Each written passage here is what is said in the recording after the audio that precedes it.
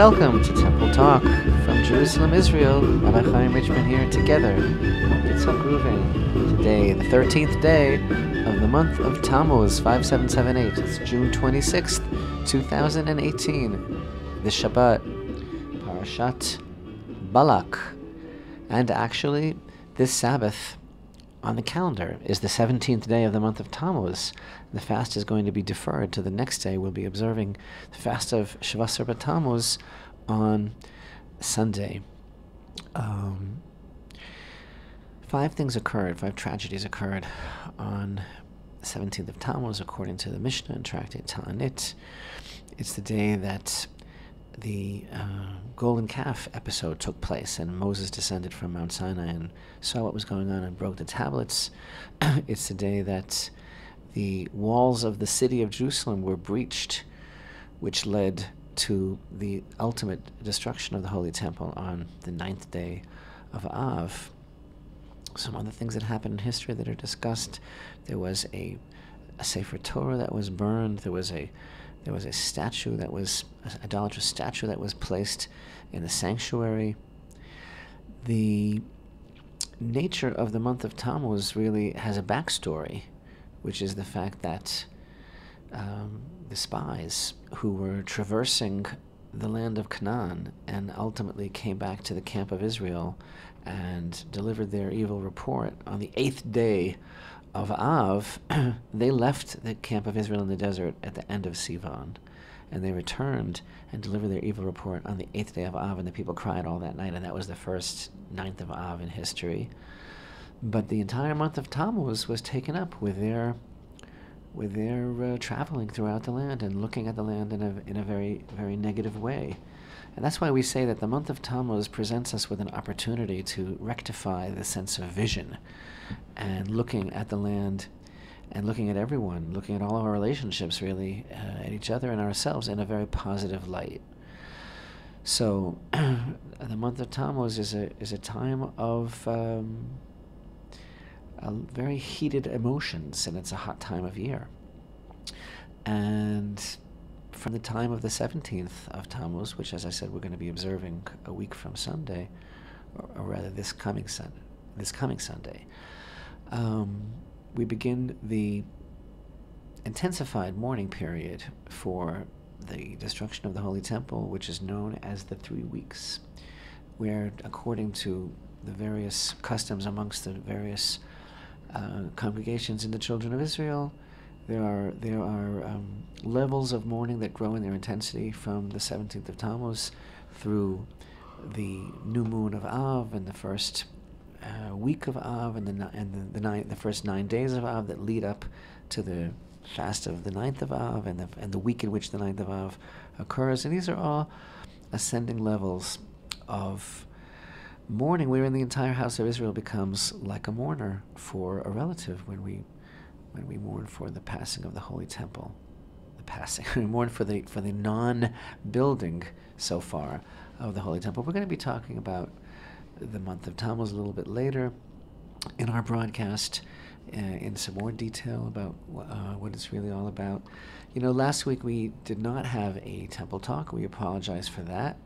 And so we did not cover events of last week, nor did we discuss Parshat Chukat, which was last week's Torah portion, which is, of course, an extremely important Torah portion. It begins with the ordinance of the red heifer, which is so important to the program of the restoration of the Holy Temple.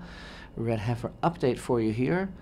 You know that for some years now, the Temple Institute, I think this is the 3rd year of our program, that we actually did a crowdfunding campaign to fund program to raise kosher candidates for red heifer here in the land of Israel.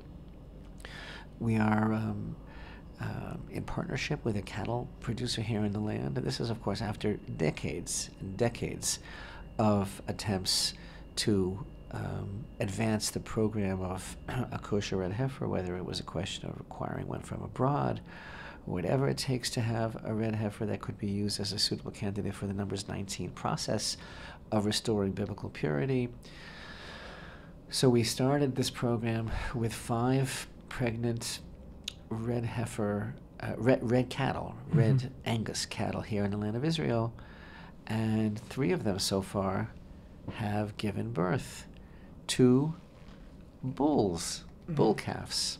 That won't do it. And that won't do it. According to the ordinance of the Torah, they have to be heifers, which are female calves. So, but we are still trying, and we are learning a lot throughout the entire process. And the main thing is that we are taking a hand in the process of trying to bring about trying to participate, not bring about, but to participate in the program of redemption, which is not to relate to the commandments of the Torah as if they are mythological, as if they are beyond us. God commands us to attend to the commandment of the red heifer, and that's exactly what we are trying to do with, of course, science and research and technological advancement and scholarship as our starting point. Another very interesting thing that takes place in the Torah portion of Chukat, last week's Torah portion, of course, first of all, we have the passing of Aaron, and we have the passing of Miriam, and the cessation of the blessings that came to the people of Israel in their merit while they were traveling through the desert, like the well of Miriam. And so the people had to dig and find their own well, or redig the well, as in the expression of the Torah's verses. And the interesting thing about Parshat Chukat is that from that point on, we have the turning point from the generation of the desert, which is called the generation of knowledge, the generation that came out of Egypt, to the new generation that's coming into the land. And of course, the generation that's coming into the land is not really on the same page as Moshe. Moshe was plugged into the generation of the desert. He was their leader. The new generation did not relate to him. Moshe was not to come into the land with that generation, and indeed, in one of the greatest enigmas and paradoxes, in my opinion, of Parshat Chukat, last week's Torah portion, is that in the very same parsha, which basically opens with a testimony of Moshe's unparalleled greatness, because the verse says, "Speak to the children of Israel and let them take to you a red heifer." And as we all know, Moshe Rabbeinu, Moses our master, is the only one who ever understood the ultimate mystery and secret of how the red heifer works and how it brings about purity, and what it means that the same solution of these ashes bring about a state of purification for those that were impure, but impurify those that were pure. And that whole conundrum and everything about the greatest mystery of the Torah, which is the red heifer, was comprehended completely by Moses, as we spoke about in the video portion of last week's teaching. But in the very same Torah portion called Chukat, which is about the red heifer, which is the forte of Moses, who is the very, very paragon of ultimate humility and selflessness, and that's why, in my opinion, he was able to comprehend the secret of the purity of the children of Israel, which is dependent on total bitul, which means nullification and humility. In the very same Torah portion, we encounter the flaw in the crystal, the Achilles heel, the one great debacle, or as Yitzchak would say, debacle. I don't think so. I think I would say debacle, and you would say debacle. Whatever.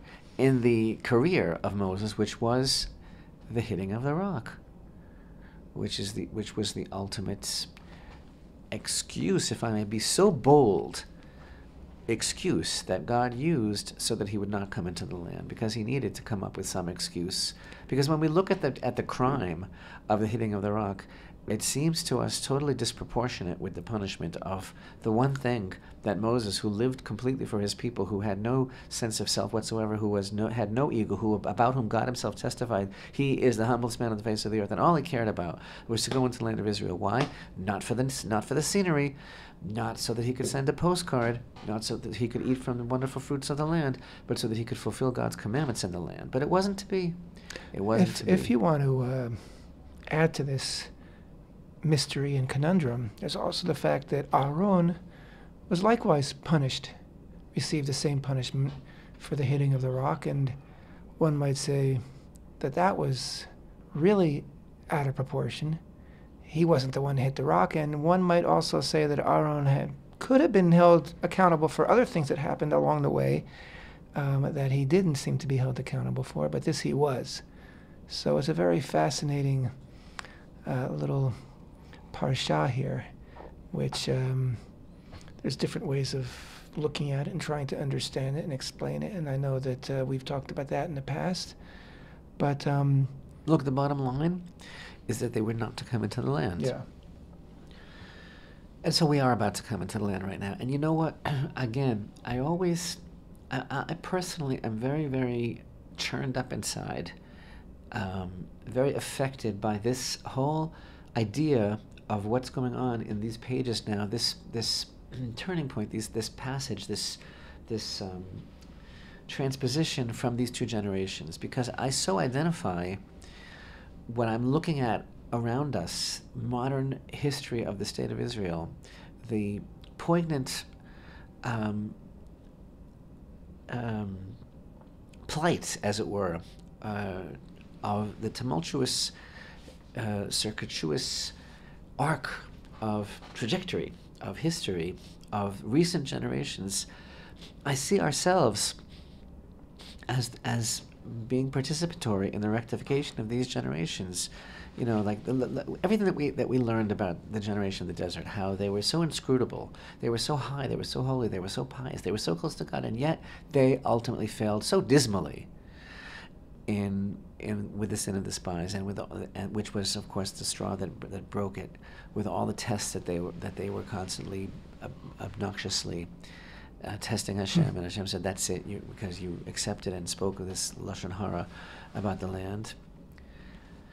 And of course the high road of that interpretation, which we've spoken about many times, the interpretation that they actually were wonderful people that were just not ready to be pioneers, not ready to be settlers, not ready to do what it takes to join the Zionist enterprise, because they were so close to God, and they were living in this with this umbilical cord. They were living in this total controlled, sterile environment of closeness to God, eating from His table, eating the manna, drinking the water from the well. It was such a spiritual existence. But of course, if that's the truth about where they went wrong from a point of being too high, not because they were low, well, that's a shame, because that means that they miss completely what the whole idea of what this world is all about, and our spiritual pursuit, which is to fix the eating of the tree of knowledge, to go into the land, to be people in this world, and to shine forth the light of Hashem, to be found in the physicality. And I'm going to prove to you that I'm right from this week's Torah portion. But that's what a Jew is supposed to be doing in this world. We're supposed to be shining forth Hashem's light through the physicality of this world.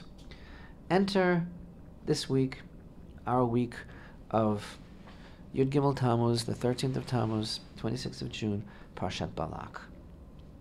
And of course, I want to talk about Parshat Balak, and I want to talk about many events that we missed reporting about last week, which are so important that we need to tie into this Torah portion, Yitzchak. So don't let me forget that we need to talk about what happened on the Temple Mount. Several things happened on the Temple Mount in the past 10 days. We had, at the end of Ramadan, which is, of course, the holy month of Islam, we saw the deliberate and wanton removal / destruction of priceless archaeological artifacts. I think over 1,000 people were involved clandestinely in removing. There had been a court order about certain piles of earth that were piled up on the Temple Mount that were to not to be removed without archaeological supervision, and the Islamic authorities of the Waqf took advantage of the fact that Ramadan is Judenfrei. Is that the word? Judenfrei. During the last 10 days of Ramadan, there are no Jews that are allowed on the Temple Mount, and I guess that includes security forces, and they discarded all of this earth that had priceless archaeological artifacts in it, in direct contravention of the High Court of Justice. How about that? I want to talk about that, but I just did. Talk about the fact that something that I did, was it 3 years ago, that cost me very dearly, has now become a popular national pastime. That's true. 3 years ago, at great personal risk, I officiated in the marriage ceremony of a couple on the Temple Mount. It was reported in the press, and I was banned by the police from ascending the Temple Mount for 8 months. Mm-hmm. At the end of that period, I also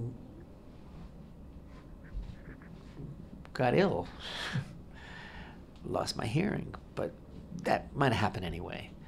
In any event, we just read, past few days, last week, a whole country read with great joy about another wedding, which was actually preceded by another wedding.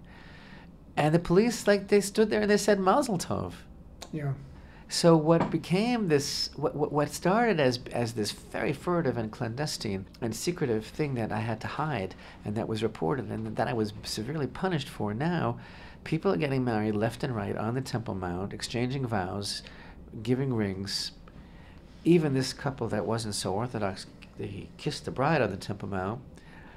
I'm not saying that kids don't try this at home, but the point is, it's reflecting a deep desire within the grassroots of the people of Israel to connect with this place as being the place of joy, the place of what it means to make a home in Israel.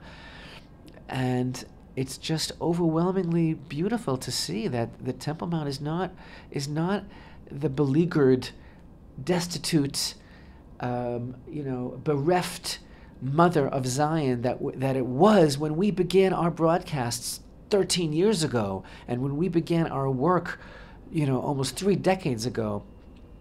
The Temple Mount has now taken a supreme role, supreme place in unparalleled in the consciousness of the people of Israel. People are getting married now on the Temple. And what's more, the police, instead of carting the offenders off, I mean, they'll still cart you off if you cover your eyes and yell Shema Yisrael. They'll still cart you off if you prostrate yourself. But by the way, even when they cart you off now, you're not arrested, and generally you're not banned. You're removed from the mount.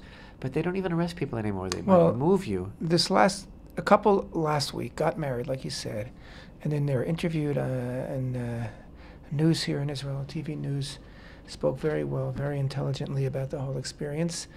But then this week, another couple was harassed, who the police suspected wanted to get married. Actually, that couple weren't even planning on getting married on the Temple Mount. They were getting married that night in a wedding hall. Right. But when the police got wind that this was a couple that was about to get married, I guess, maybe there's a quota of how many weddings they allow in one week on the Temple Mount. The police are, it's a constantly changing field animal. That's true. But I was pleased to see that when that wedding did take place, the police did not overreact. They did not arrest the participants or anything like that. And again, what's more important to me is the reaction of the people. Right. Yitzchak, when I performed that wedding back a couple summers ago, the reaction of the press was horrific. It's like you were public enemy number I was one. public enemy number one. And there was a headline in one of the popular Hebrew dailies. I'll never forget it. It's a Chatunat HaSin'ah, wedding of hatred. Right. Why? Because it was like seen as provocation and incitement of the sweet innocent Muslims. Like, how dare the Jews try to do something of spiritual identification on the Temple Mount as if it's theirs. And now these people were like guests on the dating game or something like that. They were like heroes. And when asked, and what that didn't shows, you realize that this was going to be very provocative? They said, "What's provocative about this? Exactly. What's provocative is that we're not allowed as Jews to pray there." And so those people who are not even religious, they're secular people, are expressing this as the most beautiful, natural way for a Jew to talk. And I'm not complaining about the treatment that I got. I'm saying I am so happy to see the upheaval in the nation, and the way that even the left-leaning socialist media, which is not very Jew-friendly here, has to admit that something's going on here, and is embracing the phenomena of the fact that we're returning to the Temple Mount. What an incredible blessing and turn of events. Yeah, and that is a real. Again, you mentioned before, seeing these events in light of the generation of the desert, in light of the parshiot that we're reading, and it's very, very, very encouraging, because there is a tikkun here. There is a changing of the attitude. This is the generation of the land. Parshat Balak, what's it all about? After learning that Moshe had led a tremendously stunning victory over the Amorites. This king, King Balak of Moab, Right. he formed an alliance with his natural enemies. This is an international coalition. His natural enemies in Midian, in order to wage war against Israel. And because Israel was so strong and Israel was so blessed, Moab and Midian realized the only way to do this is going to be supernaturally. And basically it's only going to be through cursing, through someone who has the art of spin, of word manipulation. And they hired Bilaam, who was this famous sorcerer, this famous heathen prophet. They hired him to attack the people of Israel through some sort of spiritual means. And we learn a lot about Bilaam, who he was. I'm going to talk more about that because we're about to go on the break and I don't want to interrupt it. But the Parsha is amazing because the Parsha is all about words and the power of words and evil intention.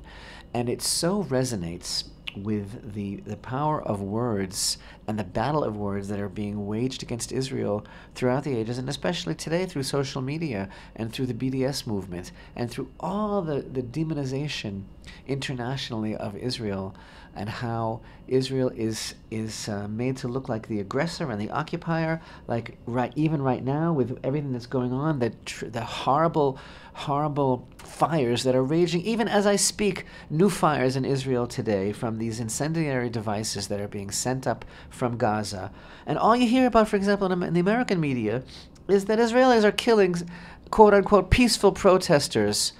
And I don't know. Do you know how many rockets have been shot in Israel over the past few weeks? Can you tell me if the amount of rockets that were shot in civilian areas anywhere else in the world, like in California or in England, or if we were shooting into Gaza, can you imagine what the news reports would be? But instead, because they're falling in Israel, so you don't hear about it. You just hear that Israel is the aggressor and that we're killing peaceful protesters, while everything that the so-called Palestinians are doing is attempting to destroy Israel. And the words that the world uses are totally against Israel, much in the tradition of their father Bilaam. There's the music. Stay with us. We're just getting warmed up. We'll be right back. Temple Talk.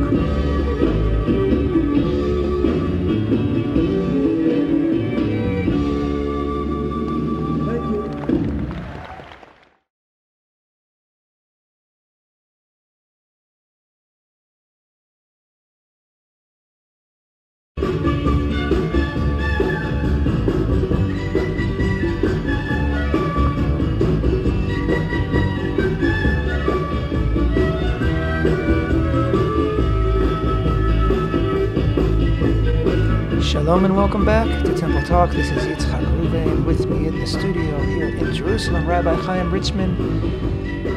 Today is the 13th day of the month of Tammuz, 5778, the 26th of June, 2018. This coming Shabbat, Parshat Balak.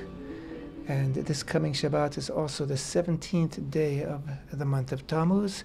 It is the fast of Tammuz, but as the Rabbi mentioned earlier, because it is on a Shabbat, and we do not fast on Shabbat. The fast is postponed until the following day, so the fast of the 17th will actually be observed on the 18th of Tammuz, kicking off, so to speak, the 3 weeks of intensified mourning and reflection concerning the fact that the Holy Temple, which was destroyed nearly 2,000 years ago, still has not been rebuilt. And its lack of being rebuilt, the lack of asiyah, the lack of doing it, rebuilding it, is really what we are mourning, or I would like to say more precisely, reflecting on, with the attitude that this has to change, and I believe it is changing. We've been talking about that. The attitudes are changing, and the Temple Mount and the Holy Temple are becoming once again front and center in the consciousness of the people. We've been talking about Parshat Balak, which focuses on the prophet, heathen prophet Bilaam, Rabbi, and his attempt to curse the nation of Israel, an attempt which ended up to backfire, boomerang, and he blessed the people of Israel. And every week, of course, we always emphasize that the Parsha is relevant to what's going all around us, relevant to today's time in history, relevant to today's news cycle. But Parshat Balak always stands out as being so incredibly relevant because it's all about words, it's all about media, and it's sort of like the first social media. And Right. today, more than ever, It's about people the have manipulation, access the to manipulation of a message. Right, people have access to manipulate today. Perfect. Right. News, there's fake news, Exactly. there's spin, there's any news And that it you want to was the hear, fir- the first you real can Google it and get it. Spin doctor. Yeah. And the thing is that the thing that our sages, the oral tradition, our sages have unbelievable teachings about who Bilaam was, and it's so chilling because it really is so reminiscent of those that use their glib art of mouth hunting today. That was the expression with Asa, mouth Right. hunting. So Bilaam is described as a great philosopher in the Midrash Rabbah. Believe it or not, it actually uses the word philosoph, and it says that Bilaam, there was never as great a philosopher in the world as Bilaam. And the reason that resonates with me is because that school of thought of the sages describes him as being this very learned, erudite academic, and of course, the very worst venomous, vitriolic hatred against Israel today emanates from the universities. Yes. So he was a university man. Yeah. Another Patched elbows. Another school of thought in the various midrashim about Bilaam expressed the thought that he was deeply pious. He was extremely religious, and in fact, when you look at the verses, he keeps saying to Balak, "I can't do a thing if Hashem, my God, doesn't tell me to do it. I can't, cross God. I have to do only what Hashem places in my mouth." So he was extremely religious. And what did I just read? Was it yesterday or today that the Presbyterian Church in America just passed a resolution of boycotting Israel or something like that? And so many different denominations that are joining the BDS movement. So he was talking in the name of religion, Right. being against Israel. And then the sages describe how he was in some ways, or in one way, even greater than Moshe, because he knew exactly the very moment that Hashem would be angry, and he knew how to manipulate cosmic forces, and he thought so highly of himself that he wanted to be the one to liberate Israel from Egypt. But when it turned out that it was Moses, then he was very jealous of Moses, and they paint this picture, the sages, that it was basically like that verse from Ecclesiastes, that this opposite that God created, that he was like Moses' twinner on the other side. He was like what is that? You know exactly what I'm thinking. Bizarro Moses? Or else not Lex Luthor, but Mr. Mixpixpidaliacs? Exactly. So he was like the opposite. I guess Lex Luthor. And he had an evil eye. And he wanted to give this whammy against the people of Israel. The thing is, like I said, after the victory that Israel had over the Amorites, they formed this alliance, even though Rashi quotes the sages as saying that they were not friends, the Midianites and the children of Moab. But they wanted to team up together against Israel for one purpose, not Israel's destruction. The reason that Balak hired Bilaam was because again, Israel was no direct threat, not to Moab and not to Midian. Neither of their territories was en route to the Promised Land. They only had one goal, and that was to prevent Israel from entering the land. This is unbelievable. Why is that? Because when Israel enters the land... They weren't anti-Semites, they were just anti-Zionists. Oh! There it is. It's unbelievable. That's the line. Yeah. That's the line that they all use, right? That there's the new anti-Semitism. We have nothing against the Jews. It's just the Zionists. But it's because Israel, as the people that they are, chosen by Hashem to be a kingdom of priests and a holy nation, are supposed to, what did I say in the first half of the program? They're supposed to shine the light, the divine light of the presence of Hashem through the physical. It's supposed to elevate the physical. And they do that in the land of Israel. They bring the whole world to a recognition through the land itself. Through the, look at the miracles that are going on in the land of Israel. This is a really beautiful thing. What happened was, when Balak was first complaining in the very beginning of the Torah portion about the children of Israel, it says, you know, the Israelite community will lick up everything around us just as a bull licks up all the vegetation in the field. We've talked about that many times throughout the years, what it means, that why he used the analogy of a bull licking. It's because the tongue of a bull, according to Rashi, is a powerful muscle, and when a bull licks up the grass, it rips it up by the roots. It wraps its tongue around the grass and it rips it up by the very root. So basically, he's saying that, what does it mean? The Jews are going to lick up everything around us like a bull licks up the vegetation of the field. They're going to uproot our idolatry from the world. That's the purpose of Israel in the world, to uproot idolatry. So this is what I was complaining about. Then he said an interesting thing. He said, in verse, this is of course chapter 22 and verse 11. Hine, ha'am hayotze mimitzrayim vaychas et ein haaretz. The people that came out of Egypt, they, and some translated here, I'm looking at a translation that says they cover the earth's surface.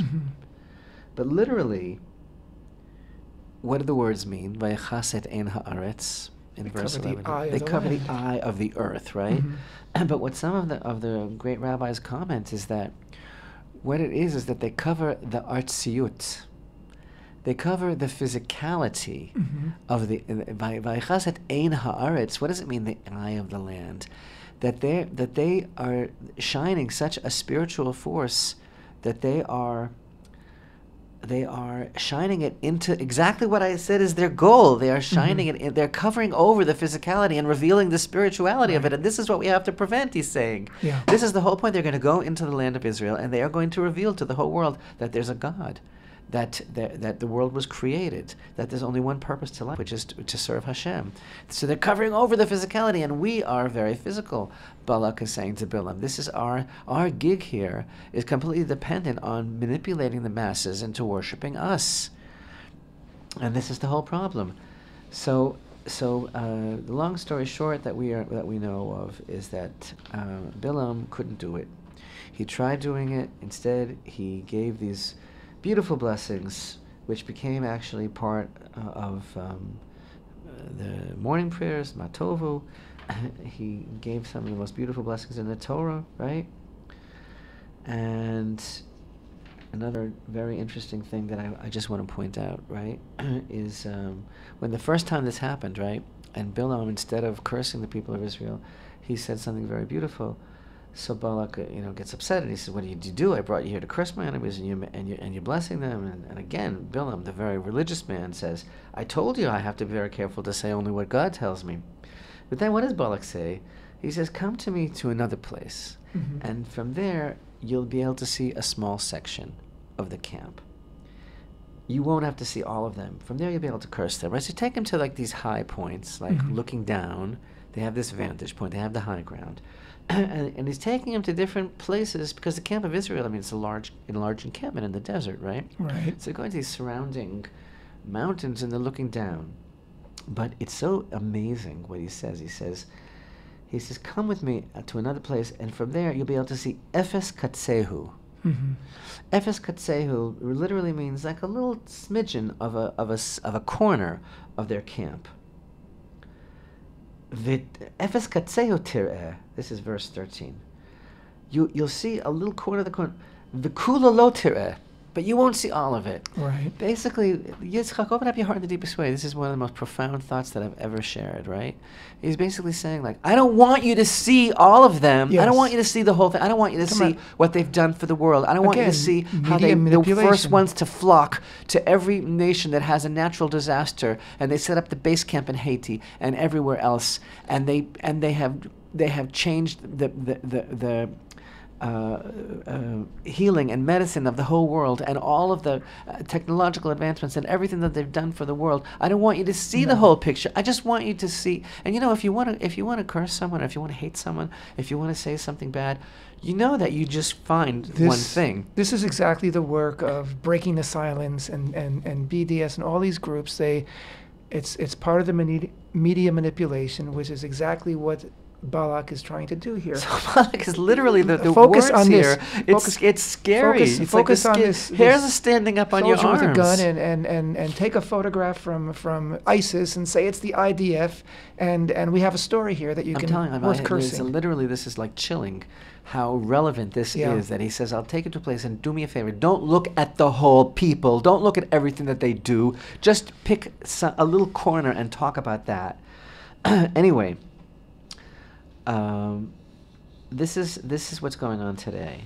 And, in last week's Torah portion of Chukat, Israel asks permission to go through the lands of the Edomites. Yeah. And Moshe sends messengers and says, we're not going to trample your vineyards. We'll go through the main highway. We're not going to drink your water. If we need any water for us or our livestock, we'll buy it, right? I was thinking about that because it caught my eye, an article in the news. Like I mentioned already, about the terrible fires that keep on going, dozens of fires burning all the time from these helium balloons and these kites that these wonderful, peaceful protesters are sending off to try to destroy Israel every way they can. And you look at the horrible films on Facebook of parents, Arab parents teaching their little children how to fire rockets into Israel. It's like, and this is, you're looking at what's taking place in the holy month of Ramadan, the destruction of the Jewish remains on the Temple Mount. And these children, what chance do these children have of growing up normal when they are being totally manipulated by Hamas? And everyone in Gaza is starting to get sick of the fact that Hamas is totally manipulating them. And other Arab nations are getting sick of the fact. I mean, there are protests in Iran even over the fact that so much of their budget is going towards the propping up the Palestinian myth. Right. Anyway, again, nothing is sacred to these people. Not life, not history, not truth. It's just unbelievably skewed. But anyway, when I was talking about this thing about the Moshe sending shlichim messengers, about the water, right? Because this news item caught my eye that a Palestinian Authority official said, this is a big headline, Israel is stealing our water. Right? And the headline here, advisor to PA cabinet leader accuses Israel of deliberately restricting Arabs' rights to water. And then this whole article, which is so incredible, such an incredible lie, and totally hides the fact that the agricultural terror that's being waged against the Jewish farmers throughout Israel on both sides of the Green Line is incessant and relentless. I'm coming from our community, our village of Eish Kodesh, where the grapevines are cut and water is being diverted constantly from the settlement communities by the Arabs. So the best way to cover over the tremendous destruction that the Palestinians are waging against Israel through agricultural terror is to come out with a story that we're stealing their water. Right. Which of course reminds me of another horrible story that came to light recently. Again, we missed a lot last week by not broadcasting, which was the fact that there was a huge story that was reported very widely by the international media. I think it was back in May, of a baby that was, again brought to the peaceful protests at the wall. What's the name of it? It's not a wall, it's a fence. At the fence. What is the name of what they're calling this movement? The return, the March of Return, where tens of thousands of people are being manipulated, and that day when so many were killed by IDF forces that were armed and trying to force their way into Israel with projectiles and knives and axes, and how Hamas announced that 50 of them were their own terrorists, right? But anyway, there was a baby that was killed, and it was a very big story. This baby. So the baby was killed because it inhaled. Because the baby inhaled tear gas, fired by Israel at the Gaza border. It made headlines around the world, and it intensified global criticism of Israel's handling of the Hamas-spurred violence. And in fact, the day of the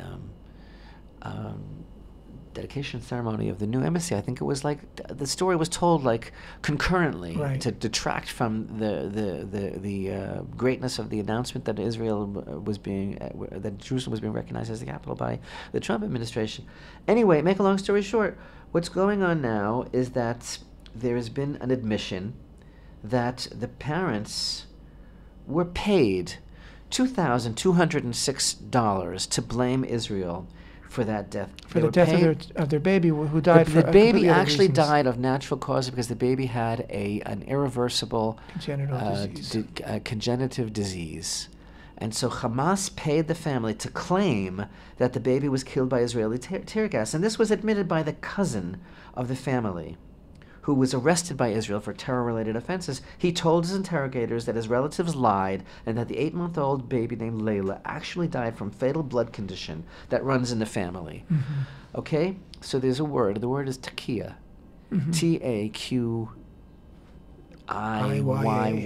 You can look it up on Wikipedia. It's very, very much in social media, this concept, and it's basically an Islamic concept that refers to the fact that you can lie in Islam to advance certain causes. You can look up the Wikipedia article, which talks about the fact that originally it was only about denying the faith if it was life-threatening. Whatever it is, there's now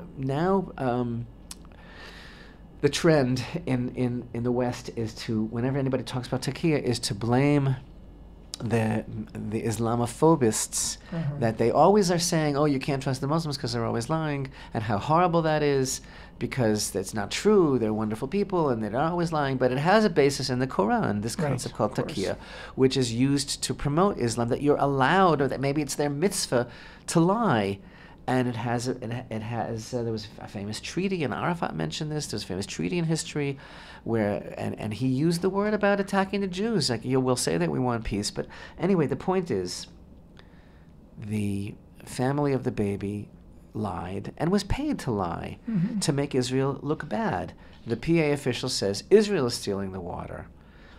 This stuff, you can't make it up, and it's all in perfect tandem with the whole phenomena, personality, and scriptural definition of what it was that Bilaam was trying to accomplish. You tell the big lie. And Hashem did not let him get away with it. Another amazing story was a Palestinian Authority envoy to Iraq who was quoted as saying that the Jews are not a people. Right. The Jews are a religion, but they're not a people. That is so not true. Judaism is not a word that I even use because it's not about the religion. The Jews are most certainly a people. They are the lineal descendants of Abraham, Isaac, and Jacob, and those who convert to Judaism join the people of Israel. But we are a people, not a religion. The Torah was given to a people. It was not given to a religious sect. Exactly. So that is so amazing for him to say that the Jews are not a people, and it reminds me in the song of Moses, Ha'azinu, in chapter 32 of the book of Deuteronomy, how there's a verse there. It says, I will hide my face from them and see what will be their end. They are a generation which reverses itself and cannot be trusted. They have been faithless to me with a non-God, angering me with their meaningless acts. Now I will be unfaithful to them with a non-nation. Like Hashem is, the prophecy is saying, you made me angry by worshiping a God that wasn't even a God. I'm going to bring against you a nation that's not even a nation, Wow. which is exactly what the Palestinians are if you study history, and we only have 1 minute left, so Right. just look it up and you'll know that the whole concept of the Palestinian people was a concept it's Takiya. It was decided upon at an Arab League meeting as a device that will be used to destroy the state of Israel, but there is no Palestinian people, which is exactly what that verse in Ha'azina was talking about. So therefore, of course, the PA official, the official representing the non-nation, goes and makes an announcement that the Jews are not a people. Of course. That's exactly how it works. This is the fine art as old as of Bilaam. Yeah. Absolutely. And you know what? The sad thing is that it still commands a crowd. And so many people fall for it. But you and I and the people of Israel, we trust in Hashem. And Hashem, as he saw to it that Bilam's curses would actually be blessings, so too today, that all the vitriol and cursing that we receive will be transformed into a blessing for the people of Israel. Here's the music. Thanks for being with us. Temple Talk.